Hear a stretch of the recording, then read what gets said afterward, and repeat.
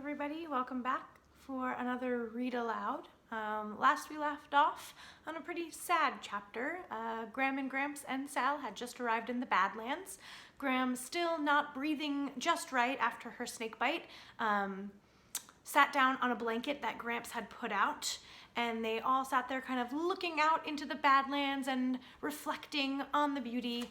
And Sal looks over and sees a pregnant woman and is reminded of how she lost her little sister, and goes on to kind of retell the story about that time. Even though she's been reassured time after time by her dad and her mom, she still believes that part of losing her little sister was her fault, because her mother had to carry her when she was 8 months pregnant after she fell out of a tree and broke her leg. I believe it was leg. So pretty sad chapter. We're gonna pick up where we left off, chapter 24, Birds of Sadness. As we were leaving the Badlands, Gramps swore at the driver who cut us off. Usually when Gramps cussed like this, Graham threatened to go back to the Eggman. I don't know the whole story, just that one time when Gramps was cussing up a storm, Graham ran off with the man who regularly bought eggs from Gramps. Graham stayed with the Eggman for 3 days and 3 nights until Gramps came to get her and promised he would never swear anymore. I once asked Graham if she would really go back to the Eggman if Gramps cussed too much. She said, "Don't tell your grandfather, but I don't mind a few curse words occasionally. Besides, that Eggman snored to beat the band." "So you didn't leave Gramps just because of the cussing?" "Salamanca, I don't even remember why I did that. Sometimes you know in your heart you love someone, but you have to go away before your head can figure it out." That night we stayed at a motel outside of Wall, South Dakota. They had 1 room left with only 1 bed in it, but Gramps was tired, so he said it would do. The bed was a king-size water bed. "Gol dang," Gramps said, "looky there." When he pressed his hand on it, it gurgled. "Looks like we'll have to float on this raft together tonight." Graham flopped down on the bed and giggled. "Huzzah," she said in her raspy voice. She rolled into the middle. "Huzz, huzz." I lay down next to her, and Gramps tentatively sat down on the other side. "Whoa," he said, "I do believe this thing's alive." The 3 of us lay there sloshing around as Gramps turned this way and that. "Gol darn," he said. Tears were streaming down Gramps' face. She was giggling so hard. Gramps said, "Well, this ain't our marriage bed." That night, I dreamed that I was floating down a river on a raft with my mother. We were lying on our backs looking up at the high sky. The sky moved closer and closer to us. There was a sudden popping sound, and then we were up in the sky. Mama looked all around and said, "We can't be dead. We were alive just a minute ago." In the morning, we set out for the Black Hills and Mount Rushmore, hoping to be there by lunchtime. No sooner we were in the car than Gramps said, "So, what happened to PB's mother, and did PB get any more of those messages?" "I hope everything turned out all right," Gramps said. "I'm a little worried about PB." On the day after Phoebe showed up, her father showed her father the suspicious spots and the unidentifiable hair strands. Another message appeared. "You can't keep the birds of sadness from flying over your head, but you can keep them from nesting in your hair." Phoebe brought the message to school to show me. "The lunatic again," she said. "If he has already kidnapped your mother, why would he still be leaving messages?" "They're clues," she said.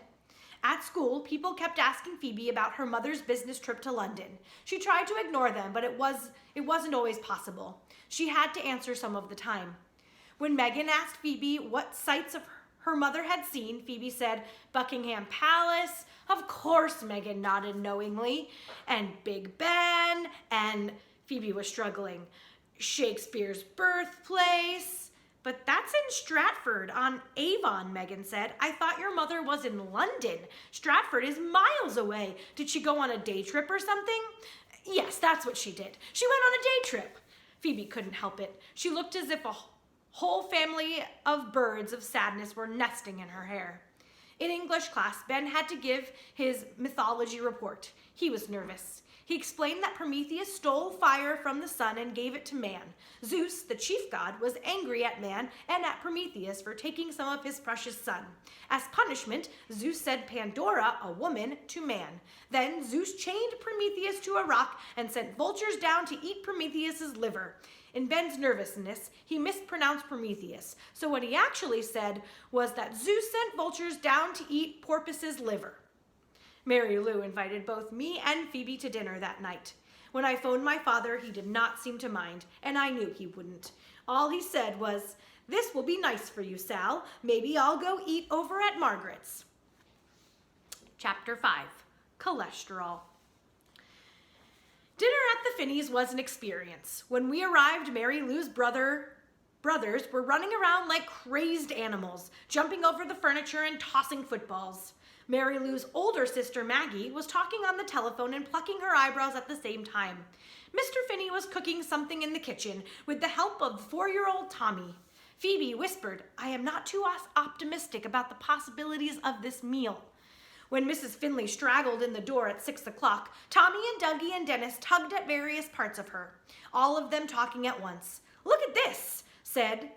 "Look at this," and "Mom, Mom, Mom," and "Me first." She made her way into the kitchen, trailing all 3 of them like a fishhook that she snagged a tangle of old tires and boots and other miscellaneous rubbish. She gave Mr. Finney a sloppy kiss on the lips and slipped a piece of cucumber into her mouth.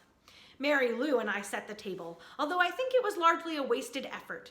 Everyone descended on the table in the chaotic flurry, knocking over glasses and sending forks out to the floor and picking up plates, which did not match. Phoebe pointed out to me and saying, "That's my plate. I want the daisy plate, and give me the blue one. It's my turn for the blue plate." Phoebe and I sat between Mary Lou and Ben. In the center of the table was a whopping platter of fried chicken. Phoebe said, "Chicken? Fried? I can't eat fried foods. I have a sensitive stomach." She glanced at the 3 pieces of chicken on Ben's plate. "You really shouldn't eat that, Ben. Fried foods aren't good for you. First of all, there's cholesterol." Phoebe removed 2 pieces of chicken from Ben's plate and put them back on the serving platter. Mr. Finley coughed. Mrs. Finney said, "You're not going to eat the chicken then, Phoebe?" Phoebe smiled. "Oh, no, Mrs. Finney, I couldn't possibly. Actually, Mr. Finney shouldn't be eating it either. I don't know if you two are aware of this, but men should really be careful about their cholesterol." Mr. Finney stared down on his chicken. Mrs. Finney was rolling her lips around peculiarly. That's a really hard word to say. By this time, the beans had been passed to Phoebe. "Did you put butter on these beans, Mrs. Finney?" "Yes, I did. Is there something wrong with butter?" "Cholesterol," Phoebe said. "Cholesterol in the butter." "Ah," Mrs. Finney said, "cholesterol." She looked at her husband. "Be careful, dear. There's cholesterol in the beans." I stared at Phoebe. I am sure I was the only one in the room who wanted to strangle her. I was not the only one in the room. Ben pushed his beans to one side of his plate. Maggie picked up a bean and examined it. When the potatoes came around, Phoebe explained that she was on a diet and could not eat starch. The rest of us looked glumly down at our plates. There was nothing at all on Phoebe's plate. Mrs. Finney said, "So what do you eat, Phoebe?" "My mother makes special vegetarian meals, low calorie and no cholesterol. We eat lots of salads and vegetables. My mother's an excellent cook." She never mentioned the cholesterol in all those pies and brownies her mother made. I wanted to jump up and say, Phoebe's mother had disappeared, and that is why Phoebe is acting like a complete donkey. But I didn't. Phoebe repeated, "A truly excellent cook. Marvelous," Mrs. Finney said. "And what do you propose to eat tonight? I don't suppose you have any unadulterated vegetables." "Unadulterated," Mrs. Finney said. "It means unspoiled, without any butter or stuff added." "I know what it means, Phoebe," Mrs. Finney said. I can eat unadulterated vegetables, or if you have any red bean salad handy, or stuffed cabbage leaves, broccoli and lentil casserole, macaroni and cheese, vegetarian spaghetti. One by one, everyone at the table turned to stare at Phoebe. Mrs. Finney got up from the table and went into the kitchen. We heard her opening and closing cupboards. She returned to the doorway. "Muesli?" she asked Phoebe. "Can you eat muesli?" Phoebe said. "Oh yes, I can eat muesli for breakfast." Mrs. Finney disappeared again and returned with a bowl of dried up muesli and a bottle of milk. "For dinner?"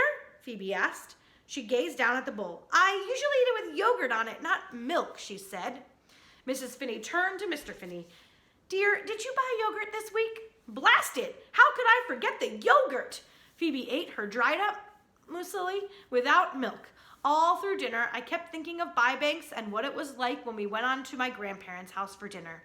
There were always tons of people, relatives and neighbors, and lots of confusion. It was a friendly sort of confusion, and it was like that at the Finneys. Tommy spilled 2 glasses of milk, Dennis punched Dougie, and Dougie punched him back. Maggie socked Mary Lou, and Mary Lou flipped a bean at her. Maybe this was what my mother had wanted, I thought, a house full of children and confusion. On the way home, I said, "Didn't everyone seem unusually quiet after dinner?" Phoebe said, "It was probably because all of that cholesterol sitting heavily in their stomachs." I asked Phoebe if she wanted to spend the weekend at my house. I'm not sure why I did this. It was an impulse. I had not yet invited anyone to my house. She said, "I guess. That is, if my mother is still," she coughed. "Let's go ask my dad." In the kitchen, her father was washing the dishes. He was wearing a frilly apron over his shirt and tie. "You're supposed to rinse off the soap off," Phoebe said. "And is that cold water you're using? You're supposed to use really, really hot water to kill the germs." He didn't look at Phoebe. I thought maybe he was embarrassed to be caught doing the dishes. "You probably washed that plate enough," Phoebe said. He had been rubbing it around and around with the dishcloth. He stopped and stared down at the plate. I could practically see the birds of sadness pecking at his head, but Phoebe was busy swatting at her own birds. "Did you call all of Mom's friends?" Phoebe asked. "Phoebe," he said, "I'm looking into it. I'm a little tired. Do you mind if we don't discuss this now?" "But don't you think we should call the police?" "Phoebe, Sal wants to know if I can spend the weekend at her house." "Of course," he said. "But what if Mom comes back while I'm at Sal's? Will you call me? Will you let me know?" "Of course." "Or what if she telephones? Maybe I should stay home. I think I should stay home if she calls." "If she telephones, I'll have her call you at Sal's," he said. "But if we don't have any news by tomorrow," Phoebe said, "we should definitely call the police. We've waited too long already. What if she's tied up somewhere and waiting for us to rescue her?" At home that night, I was working on my mythology report when Phoebe called. She was whispering. When she went downstairs to say goodnight to her father, he was sitting in his favorite chair staring at the television, but the television wasn't on. If she did not know her father better, she would have thought he had been crying. "But my father never cries," she said.